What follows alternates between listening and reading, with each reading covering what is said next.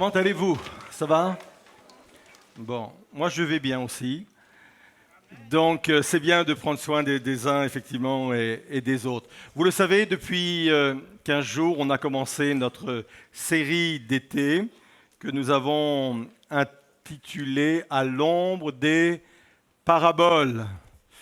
On aime bien se mettre à l'ombre des Écritures, à l'ombre de la parole de Dieu et plus précisément des paraboles. La parabole qu'on va voir aujourd'hui, elle est généralement intitulée Celle de la veuve et du juge inique. Ça vous parle? Alors on va faire une lecture dans l'évangile de Luc au chapitre 18 et on va lire dans un premier temps les 5 premiers versets. Nous y allons. Un est d'accord. Pour montrer qu'il est nécessaire de prier constamment sans jamais se décourager, Jésus raconta à ses disciples la parabole suivante. Il y avait dans une ville un juge qui ne craignait pas Dieu et qui n'avait d'égard pour personne. Il y avait aussi dans cette même ville une veuve qui venait constamment le trouver pour lui dire « Défends mon droit contre mon adversaire ». Pendant longtemps, il refusa.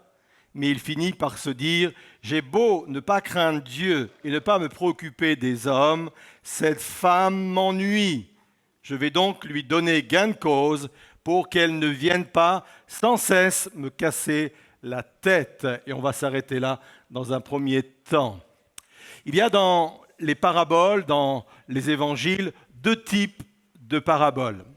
Tout d'abord, il y a les paraboles que l'on appelle comparatives. Ça veut dire que dans l'histoire qui nous est racontée, il y a un élément, il y a une personne qui peut ou peuvent être comparées à Jésus ou à Dieu.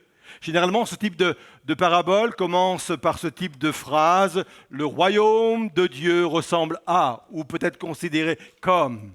Par exemple, la parabole du fils prodigue est une parabole comparative. Ça veut dire que le père peut être comparé à Dieu. Un père qui accueille son fils qui revient après avoir dépensé tout son argent. Vous connaissez tous cette histoire. Là, on est typiquement dans la parabole comparative. On peut comparer les éléments de cette histoire avec Dieu et avec les valeurs du royaume de Dieu. Et puis, il y a ce que l'on appelle les paraboles contrastées.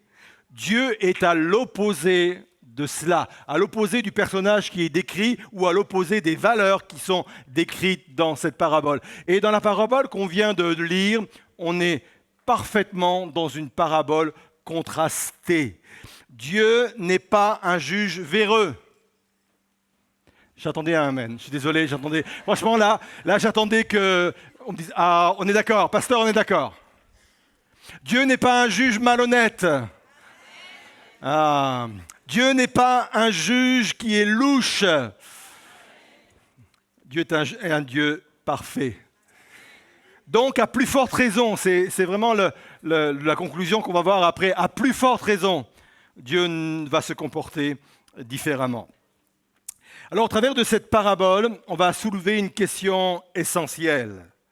Pourquoi Dieu ne m'exauce pas du premier coup? Sans doute qu'on s'est tous, un jour ou l'autre, posé ce type de question. Pourquoi il faut parfois que j'insiste parfois lourdement? Ce serait tellement facile, ce serait tellement bien que je demande quelque chose à Dieu et boum, et bam, ça descend tout seul. Pourquoi Dieu ne m'exauce pas du premier coup? Dieu aurait-il besoin qu'on le supplie, un peu comme nos enfants parfois, s'il te plaît, s'il te plaît. Vous savez, des fois, ils multiplient les s'il te plaît, s'il te plaît, s'il te plaît. Est-ce que Dieu aurait besoin de cela, d'être supplié à ce point-là? Est-ce que Dieu aurait besoin qu'on lui torde le bras pour l'obliger à nous donner ce dont nous avons besoin, ce qu'on réclame? Est-ce qu'on aurait besoin de convaincre Dieu que notre demande est judicieuse, que notre demande est justifiée? Tu sais Dieu, avec ce type d'argument, tu sais Dieu, j'en ai vraiment besoin. Tu sais, je peux même t'expliquer pourquoi. Est-ce que Dieu aurait besoin d'être convaincu à ce point-là pour répondre à nos exaucements? La réponse, je pense que vous l'avez, c'est non. Dieu n'a pas besoin qu'on puisse le convaincre, on n'a pas besoin de forcer, on n'a pas besoin de le supplier. Alors, on va vraiment répondre à cette question. Pourquoi Dieu ne m'exauce pas du premier coup. Mais avant de pouvoir développer cette question ou répondre à cette question, je voudrais commencer par une affirmation. Une affirmation qui peut paraître contradictoire à tout ce qu'on vient de dire. Cette affirmation, c'est que Dieu est impatient d'exaucer vos prières. Je sais que quand on lit ce type d'histoire, quand on voit également parfois nos situations, mais pasteur, ça fait des semaines et même des mois, peut-être même des années que je prie pour de tels sujets et j'attends toujours. Et là, vous êtes en train de me dire que Dieu est impatient d'exaucer ma prière. Oui, Dieu est impatient d'exaucer ma prière. Parce que Dieu est comme un père pour nous. Il nous aime et il veut vraiment le meilleur pour nous. C'est ce qui est dit à un moment donné dans Matthieu chapitre 7, verset 11, où il est dit ceci. « Vous savez donner de bonnes choses à vos enfants, à combien plus forte raison votre Père qui est dans les cieux donnera-t-il des bonnes choses à ceux qui les lui demandent ?» Dieu est celui qui se présente dans la parole de Dieu comme celui qui exauce les prières. Dans la parole de Dieu, il y a 650 exemples de personnes qui ont fait monter vers Dieu des prières. Ça a commencé avec Enoch, c'est Enoch qui a découvert la prière. Genèse 4, verset 26, il est dit ceci, que Seth a eu un fils qu'il appela Enoch, et à cette époque-là, on a commencé à prier l'Éternel. C'est quand même étrange ce verset-là, parce qu'avant ce verset-là, on a l'impression qu'il ne savait pas prier. C'est à partir de ce moment-là qu'on a commencé à prier, à s'adresser à Dieu. Et depuis cet instant-là, dans la parole de Dieu, il y a 650 exemples de prière. Et sur ces 650 exemples de prière, je vois qu'il y a des personnes qui mettent en doute ma parole. Vous allez vérifier cette semaine, d'accord ? 650 exemples de prière, et sur ces 650 prières, 450 ont été exaucées. Ça fait un bon pourcentage de réussite, hein ? Pas d'une façon arbitraire. On pourrait s'arrêter et s'attarder sur des 200 qui n'ont pas été exaucés, mais c'est pour des bonnes raisons qu'ils n'ont pas été exaucés. Et parfois, Dieu a donné mieux même que ce qui avait été demandé. Donc voilà, Dieu est celui qui aime exaucer les prières et il est impatient de nous exaucer. Donc la question qui va se poser, mais pourquoi donc je dois persister ? Pourquoi je dois insister ? 3 réponses. La première réponse est la suivante. Attendre m'apprend beaucoup sur moi-même. Écoutez bien ceci. Pendant que je travaille à la prière, Dieu travaille en moi. J'aime l'idée que quand je suis en train de prier, de persévérer et d'insister pour certaines choses, j'aime l'idée que quand je travaille à la prière, Dieu travaille en moi. Le plus important dans la prière, ce n'est pas son exaucement. Le plus important dans la prière, c'est ce qu'elle produit en moi. Et quand on comprend cette vérité, quand on comprend cette réalité-là, ça change mon rapport à Dieu et ça change mon rapport à la prière. Ce n'est jamais neutre de prier. Ce n'est jamais neutre de persévérer dans la prière. Quelqu'un qui a pris du temps à persévérer dans la prière ne sort pas de la même manière de ces instants que quand il est rentré dans ces instants-là. C'est pas la même personne. Il y a un exemple dans la parole de Dieu, c'est celui d'Ézéchias. 2 Chroniques, chapitre 32, verset 31, d'abord le contexte, et après ce que Dieu produit. Le contexte donc, verset 31, cependant, lors de la visite des ambassadeurs des dirigeants babyloniens envoyés pour s'informer sur les prodiges qui avaient eu lieu dans le pays, il est dit ceci, Dieu l'abandonna à lui-même pour le mettre à l'épreuve et savoir ce qui était réellement au fond de son cœur. Cette histoire elle est très intéressante parce qu'elle vient étayer et appuyer tout ce qu'on vient de partager. Il est dit que Dieu abandonna Ézéchias. Ça ne veut pas dire que Dieu l'a laissé de côté et que Dieu n'était plus son Dieu et que Dieu ne le considérait plus comme son enfant ou son serviteur, mais ça veut dire que pendant un temps, Dieu s'est tu. Dieu s'est retiré au point que Ézéchias n'a plus ressenti la présence de Dieu. Au point que Ézéchias, pendant un temps, avait beau prier, avait beau chercher la face de Dieu et rien ne se passait. Et si Dieu s'est retiré, si Dieu l'a abandonné de cette façon et de cette manière-là, c'est pour que Ézéchias, pendant ce temps-là, puisse persister, puisse persévérer, puisse continuer à dire « j'ai besoin de rechercher la face de Dieu, j'ai besoin d'atteindre Dieu ». Et cet effort-là était nécessaire pour que le cœur soit réellement dévoilé. Et à votre avis, qui avait besoin de connaître ce qu'il y avait au fond du cœur d'Ézéchias? Pas Dieu, hein? Lui-même, Ézéchias lui-même. Dieu n'a pas besoin qu'on lui dise ce qu'il y a dans notre cœur, il le sait déjà à l'avance. Donc c'était pour Ézéchias, c'était nécessaire pour lui. Et j'aimerais vous dire qu'à chaque fois qu'on est dans cette démarche de rechercher la face de Dieu, de persévérer, d'insister, de continuer à prier, j'apprends beaucoup de choses sur moi-même. Ça vient me révéler vraiment ce qu'il vient au fond de mon cœur. Et ça, c'est intéressant. Le théologien Paul Miller, qui a écrit de nombreux livres et a écrit notamment un livre sur la prière qui a été traduit en français, appelle ce moment d'attente le désert. Il dit, à partir du moment où je n'ai pas une réponse de Dieu par rapport à un sujet bien précis, c'est un temps de désert spirituel. J'insiste, je suis parfois seul, je me sens parfois abandonné, comme pour Ézéchias, et lui, il appelle ça un temps de désert. Et il écrit ceci: si j'accepte ce désert en continuant à prier avec persévérance, je serai transformé. Le désert me rendra plus humble, plus patient et plus confiant. Les périodes de désert nous transforment. Les périodes où je persiste dans la présence de Dieu, quand quelque chose ne vient pas, quand un exaucement ne vient pas, me transforme. Et on le voit bien au travers de la parole de Dieu, les plus grands hommes de Dieu ont été formés au désert. Que ce soit Moïse, que ce soit David, que ce soit Élie, que ce soit Jean-Baptiste, que ce soit Jésus lui-même, que ce soit Paul également, les plus grands hommes de Dieu dans la Bible ont été formés au désert. Ce temps que tu vis, où tu attends une réponse de Dieu, ce n'est pas un temps qui est neutre. À partir du moment où tu t'obstines à rechercher la face de Dieu, la présence de Dieu, et tu continues à prier, c'est peut-être un moment de désert pour toi, mais les moments de désert, les déserts forment les hommes et les femmes de Dieu pour l'avenir et pour les plans de Dieu. Amen. Ce temps de désert nous conduit vers l'attitude de Samuel. L'histoire de Samuel est intéressante, le jeune Samuel, parce que la Bible nous dit que c'était une période de désert également pour le peuple d'Israël, puisqu'il est dit que la parole était rare en ce moment-là.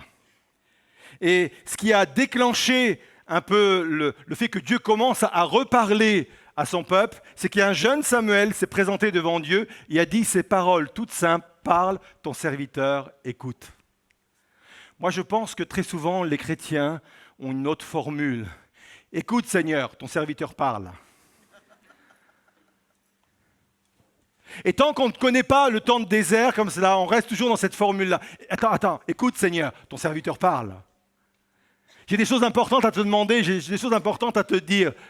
Mais le moment de désert, avec ce travail intérieur, cette introspection nécessaire, quand je me place devant Dieu comme cela, j'arrive, comme dans l'époque de Samuel, à dire enfin, parle, Seigneur, ton serviteur écoute. C'est pour cela, ces moments d'attente ne sont pas pour rien, parce que ces moments d'attente m'apprennent beaucoup de choses sur moi-même.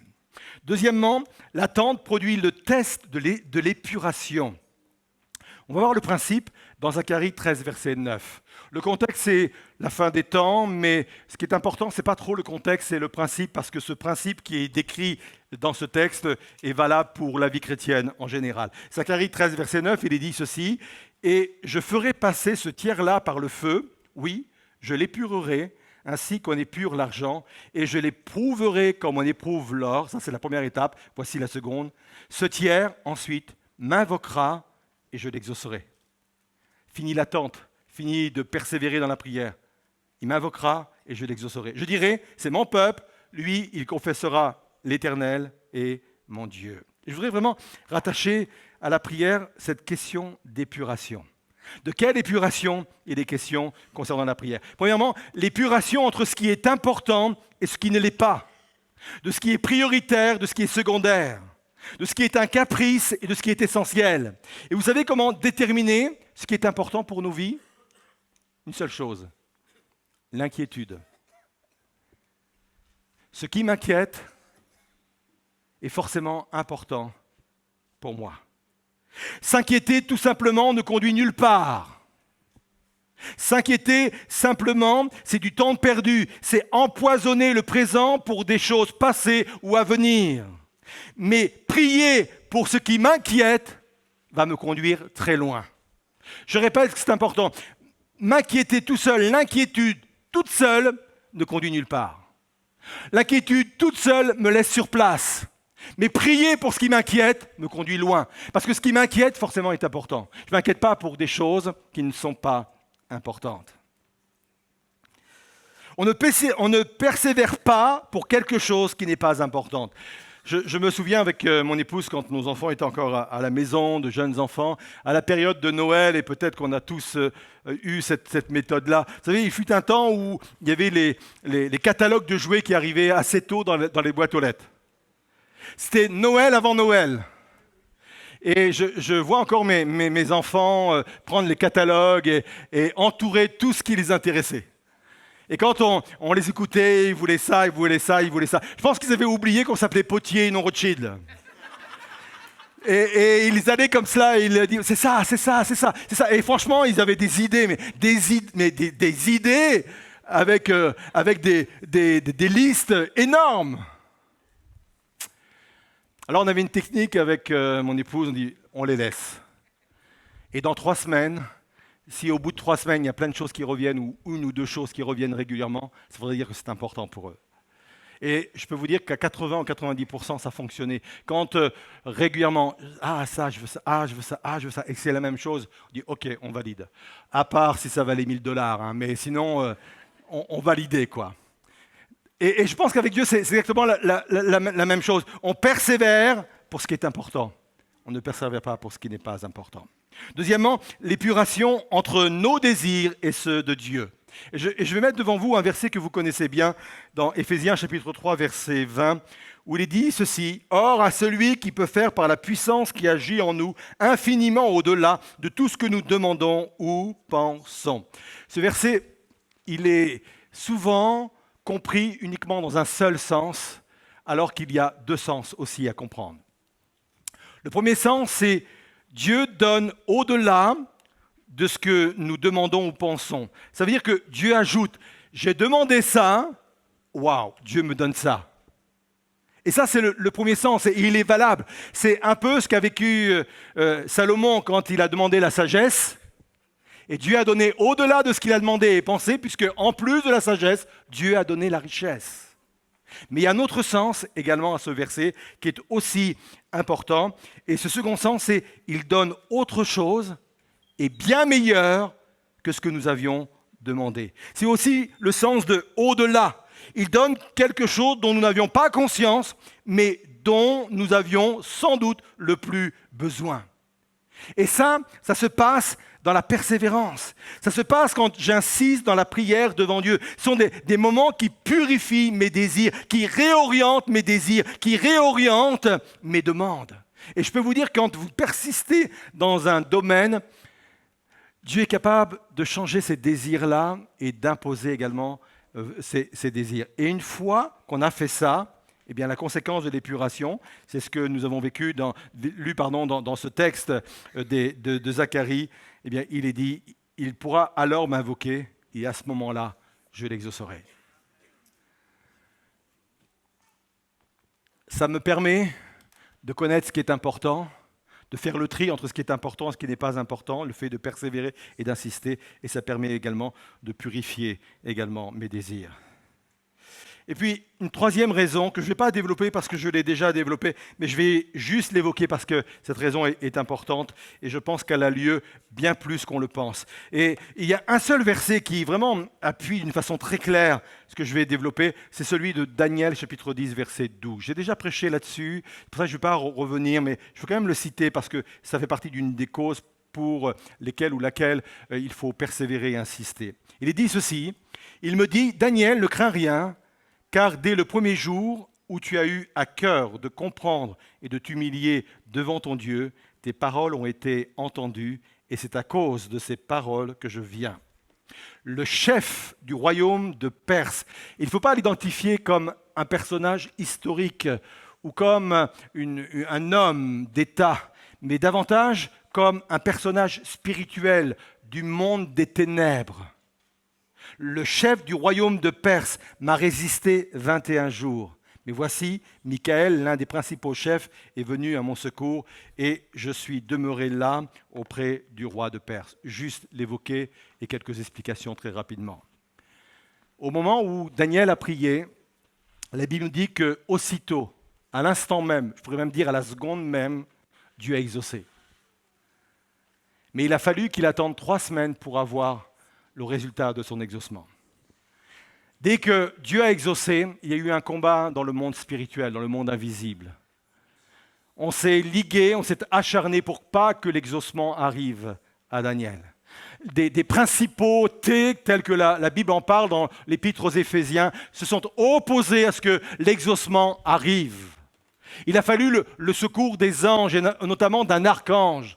Mais aussi, ces 3 semaines, les 21 jours dont il est question, correspondent également aux 21 jours où Daniel, sur terre, a persévéré dans le jeûne et la prière, où il a insisté, persévéré. Je veux voir ton exaucement, je veux connaître la réponse à ma question. Et le fait que les anges se sont rassemblés et que Daniel a persévéré à prier, le fait, ou tout ça a fait que l'exaucement est parvenu. J'aimerais vous dire que dans certains de nos sujets de prière, ça aborde une question bien plus qu'on le pense d'ordre spirituel. Ce n'est pas à chaque fois le cas, mais ça l'est très souvent. Dieu a exaucé dès le premier jour, dès la première seconde, mais entre deux, il y a une résistance spirituelle. Ce n'est pas de la volonté de Dieu. Il n'y a pas que Dieu, Dieu est le plus fort, mais il y a le monde aussi des ténèbres. Et quand je comprends cette réalité-là, je dis, je ne lâche pas l'affaire. Ne lâche pas l'affaire. Continue à persévérer, continue à prier, continue à insister. Et il y a les anges de ton côté, il y a les archanges de ton côté, il y a Dieu de ton côté, il y a Jésus qui combat et qui prie pour toi. N'abandonne pas. C'est spirituel. Et je sais qu'en parlant de cela, je sais que je parle à quelqu'un ce matin, je parle à quelqu'un qui est devant son écran. C'est spirituel. Il faut persévérer. C'est pour cela que parfois Dieu n'exauce pas du premier coup. Ce n'est pas toujours dans sa volonté, mais parce que aussi parfois il y a aussi de l'opposition. Vous êtes là? Alors l'épilogue de cette parabole, on va la faire en 2 points. Tout d'abord, au bout du compte, Dieu exauce. C'est la fin de la parabole, Luc 18, verset 6, qu'on va lire ensemble. Le Seigneur ajouta après cette histoire, notez bien comment ce mauvais juge réagit. Alors, pouvez-vous supposer que Dieu ne défendra pas le droit de ceux qu'il a choisis et qui crient à lui jour et nuit, et qu'il tardera à leur venir en aide? Moi, je vous dis qu'il défendra leurs droits promptement, seulement lorsque le Fils de l'homme viendra, trouvera-t-il encore la foi sur la terre. Cette parabole, elle est classée également dans les paraboles a fortiori. C'est ce type de parabole qui consiste à dire « à plus forte raison ».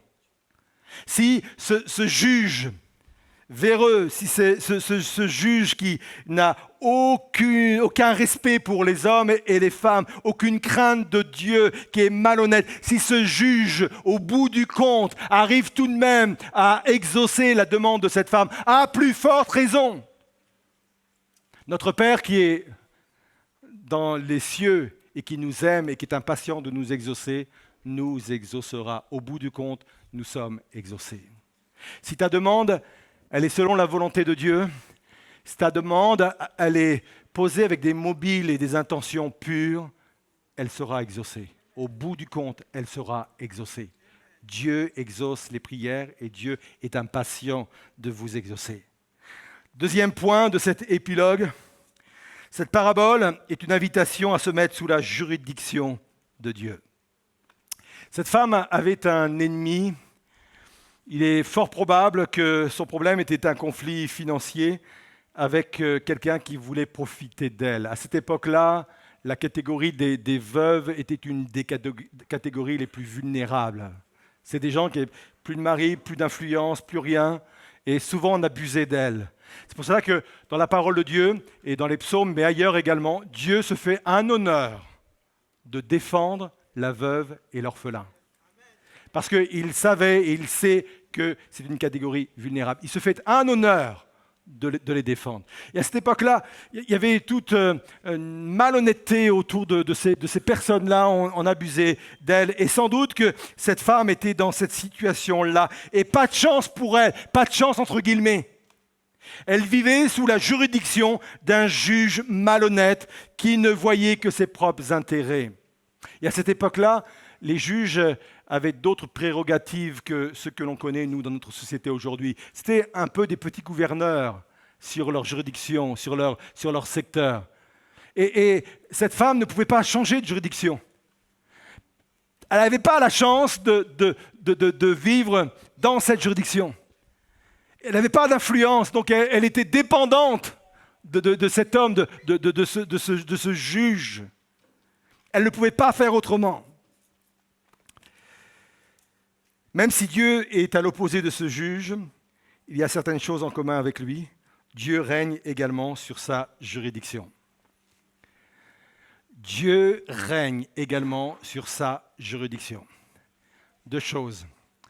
La première, je peux changer, contrairement à cette femme, de juridiction. Je ne sais pas sous quelle juridiction vous êtes, mais je vous invite à vous placer sous la juridiction de Dieu, de Jésus-Christ. Ça nécessite de changer de règne, ça nécessite parfois de changer de comportement, de changer d'attitude de cœur, de relation avec Dieu. Ça nécessite peut-être une conversion, ça nécessite une repentance, mais je vous invite à changer de juridiction pour vous mettre sous la juridiction de Dieu. Parce que ça change tout que de se mettre sous la juridiction de Dieu. Ça peut commencer par un engagement. Dire au Seigneur ce matin, « Seigneur, je me mets littéralement sous ton autorité, Seigneur. » Et ça veut dire autre chose également. Ça veut dire que tous mes projets, tous mes défis, je dois les mettre sous la juridiction de Dieu. Vous connaissez ce texte qui va dans le sens de la thématique de ce matin, où il est dit qu'il faut prier sans cesse. Prier sans cesse ne veut pas dire que je ne dois rien faire d'autre que prier. Mais prier sans cesse veut dire que je ne dois rien faire sans prier. Je répète, cela ne veut pas dire que je ne dois rien faire d'autre que prier, mais que je ne dois rien faire sans prier. Et mettre mes défis, mes projets sous la juridiction de Dieu, c'est mettre tout cela sous la prière de Dieu. Seigneur, je t'expose cela. Et je me mets sous ta juridiction. Cette femme n'avait pas la possibilité d'en changer. Moi, j'ai la possibilité d'en changer. Et puis, comme le dit cette parabole, a fortiori, à plus forte raison, je sers un Dieu grand et je sers un Dieu merveilleux. Je voudrais vous inviter à vous lever à votre place. Et je voudrais demander de rester quelques minutes encore avec moi. Je voudrais encore partager quelque chose avec vous. Je vais conclure maintenant. Peut-être que quelqu'un se dit, ce matin, pourquoi j'attends Dieu? Pourquoi je suis en train de l'attendre? Et si c'était Dieu qui vous attendait? Et si c'était Dieu qui attendait à ce que ce moment d'attente serve à votre transformation? Au lieu de crier à l'injustice, au lieu de tomber dans la victimisation en disant « pauvre de moi, personne, même Dieu, il m'a abandonné parce qu'il ne m'écoute pas », au lieu de tomber dans ce type de réaction, peut-être que Dieu t'attend à te dire « je ne comprends pas, mais ce qui me bénit, c'est de savoir que quand je travaille dans la prière, Dieu travaille en moi. » Dieu est en train de viser ma transformation. Et encore une fois, je le répète, le plus important, ce n'est pas l'exaucement de prière. Le plus important, c'est ce que la prière produit en moi. Peut-être que j'ai besoin de comprendre ce matin que Dieu veut me révéler que ce que je demande n'est pas vraiment important. Peut-être que Dieu veut me révéler ce matin que justement ce que je demande est important. Dis-moi ce qui t'inquiète et je te dirai ce qui est important. Mais l'inquiétude seule mène nulle part. Mais prier pour ce qui m'inquiète me conduit très loin. Et dans ce moment d'introspection, je veux penser à ce qui m'arrive, à ce que je vis personnellement. Peut-être que ce temps d'attente est un temps d'épuration. pour peut-être réorienter mes désirs, pour que mes désirs soient davantage en phase avec les désirs de Dieu. Ce temps d'attente n'est pas un temps inutile. Peut-être que ce temps d'attente est un temps qui est confronté à un combat spirituel qui m'échappe. Moi, je suis sur terre, un peu comme Daniel, je prie, je ne comprends pas. Alors peut-être que ce matin, au travers de cette méditation, Dieu a déchiré le ciel au-dessus de votre tête pour que vous puissiez entrevoir et voir ce qui se passe dans le monde invisible. Et Dieu te dit ce matin, ce n'est pas le moment de lâcher. Et Dieu te dit ce matin, il faut persévérer. Peut-être que tu as attendu un mois, même peut-être que tu as attendu des années. Dieu te dit, il faut continuer.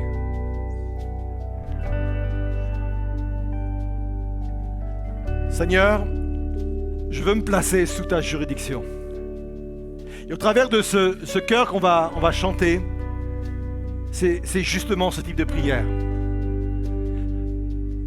Ce chant dit « Je te donne mon cœur ». C'est très simple. Le cœur, c'est le symbole, l'image de mon âme, siège de ma volonté, siège de mes émotions, siège de mon intelligence. Seigneur, je veux mettre mon intelligence sous ta juridiction. Je veux mettre ma volonté sous ta juridiction. Seigneur, je veux mettre mes émotions sous ta juridiction. Me voici, Seigneur Jésus. Peut-être que c'est ce que tu attends. Moi, j'avais l'impression que c'est moi qui t'attendais. Mais je réalise ce matin que c'est toi qui m'attendais. Tu m'attends à ce moment-là, à ce niveau-là, à cette exigence-là, de m'abandonner totalement à toi. Je ne comprends pas ce qui m'arrive. Mais j'ai foi en ta souveraineté. Je proclame que tu restes le Seigneur de ma vie. Je proclame que tu es le Seigneur de ma situation, même si elle n'est pas encore résolue. Je proclame que tu es le Seigneur de cette situation. Et je le proclame en t'offrant tout à nouveau ma vie. Prends mon âme, prends mon cœur, prends ma vie, je te le donne. Je donne tout, Seigneur. Je me place sous ta juridiction, sur ton autorité, Seigneur. Prends tout, Seigneur. On chante ce cœur.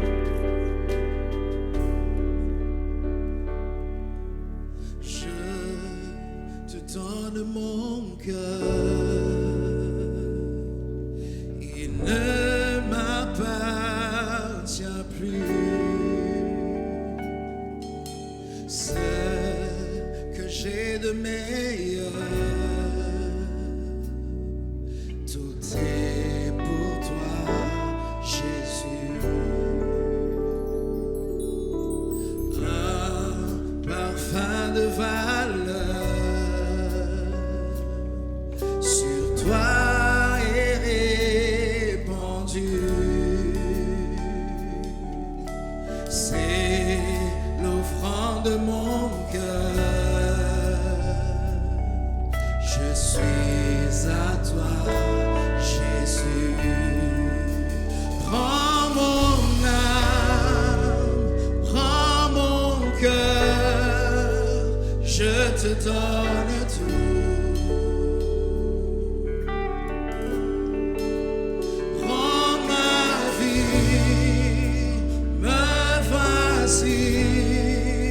Je te donne tout.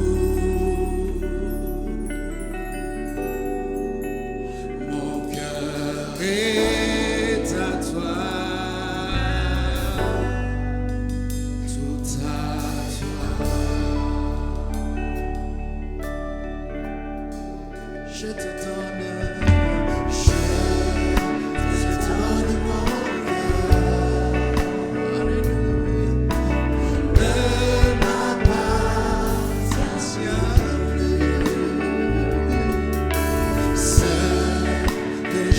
De meilleur, tout est pour toi, tout est pour toi, Jésus. Un parfum de valeur, un